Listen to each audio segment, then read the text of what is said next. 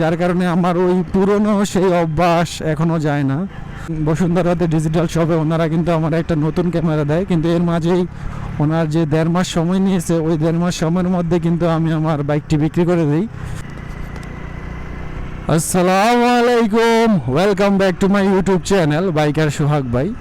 তো অনেক দিন পরে আপনাদের মাঝে মোটো ব্লগিং নিয়ে ফিরে আসলাম। আসলে এর আগে যেটা দেখছেন ওটা ছিল 4B ABS এক্সকানেট। তো ওই বাইক রেখে এখন ওই বাইক আমি বিক্রি করে দিয়েছিলাম, বেশ কিছু মাস হয়ে যায়। এখন এই গাড়ি কিনলাম বৃহস্পতিবারে। পরিবেশটা গাছ এখন সুন্দর, আসলে এই পরিবেশগুলো অনেক দিন দেখা হয় নাই। তো আজকে গাড়ি কিনা বের হয়ে গেলাম। এই রাস্তাটা নতুন করে কিন্তু পিচ ঢালাই দিছে, তো তখনও আসতে পারিনি। এই যে একটা সমস্যা হয়ে যাইতেছে কি, আমি তো 4B চালাইছি, কারণ 4Bর যে গিয়ার শিফট ছিল সামনে একটা পিছনে 4টা, আর এটা হচ্ছে যারা ডিজিটাল, এটা হচ্ছে আপনার সবগুলাই সামনে, যার কারণে আমার ওই পুরনো সেই অভ্যাস এখনও যায় না। তো এখন আমি গিয়ার শিফট করতে গেলে যে ওই TVS 4Bর মতোই দিয়ে ফেলতেছি, যার কারণে আমার অনেক সমস্যা হইতেছে।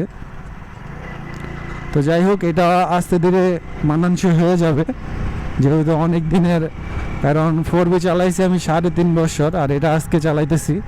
তো সেই হিসেব করলে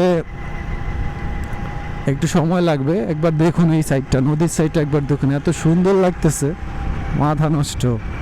তো যাই হোক, আজকে আমরা যাব, যেহেতু গাড়িটা এখনও আমার কাছে নতুন। আজকে আমরা যাচ্ছি মতলব উত্তর, এখন আছি আমরা ঠেডালিয়াল দিকে। তো আপনারা এখন নিয়মিত ব্লগ পাবেন। এর আগে আমার ক্যামেরাটাও নষ্ট হয়ে গিয়েছিল। ক্যামেরাটা নষ্ট হওয়ার পরে আমি এটা যখন দোকানে দেই, তখন বসুন্ধরাতে ডিজিটাল শপে ওনারা কিন্তু আমার একটা নতুন ক্যামেরা দেয়, কিন্তু এর মাঝেই ওনার যে 1.5 মাস সময় নিয়েছে ওই 1.5 মাস সময়ের মধ্যে কিন্তু আমি আমার বাইকটি বিক্রি করে দিই 4B। তো তখন আর আমার মোটো ব্লগিং করা হয় নাই। তারপরে এর মাঝে একবার মেবি আমি আমার ফ্রেন্ডের বাইক নিয়ে 2-1টা ভিডিও করছিলাম।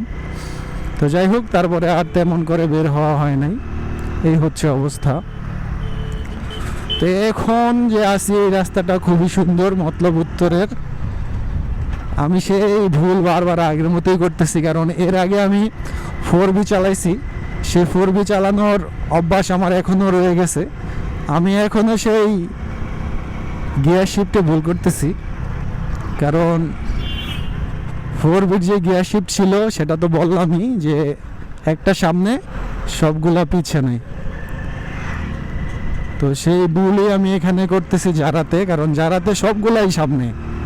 তো এটা যেহেতু আজকে, তো আমার সাবধানে চালাইতে হবে, কারণ যখন আমি ওই গিয়ার শিফট করে 4Bর চিন্তাধারা করি, তখন আমি সামনে গিয়ার দিয়ে, মানে পেছনে গিয়ার দিয়ে আমি আমার থ্রোটল বাড়িয়ে দিই, যার কারণে অনেক সমস্যা হইতেছে।